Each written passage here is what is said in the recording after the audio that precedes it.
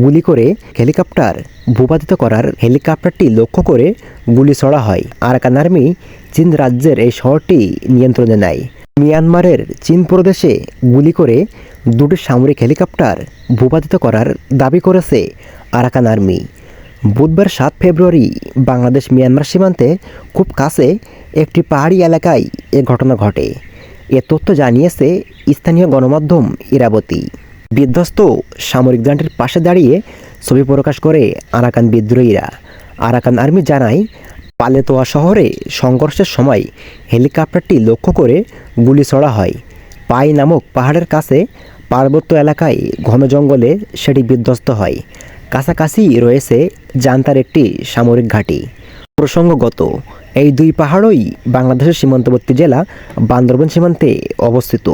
প্রায় 2 মাস ধরে চলা সংঘর্ষের পর গত 13 জানুয়ারি আরাকান আর্মি চীন রাজ্যের এই শহরটি নিয়ন্ত্রণে নেয়। তার আগে গত অক্টোবরে উত্তরাঞ্চলে অপারেশন 1027 নামে অভিযান শুরু করে আরাকান আর্মি সহ 3 বিদ্রোহী জোট 3 ব্রাদারহুড অ্যালায়েন্স।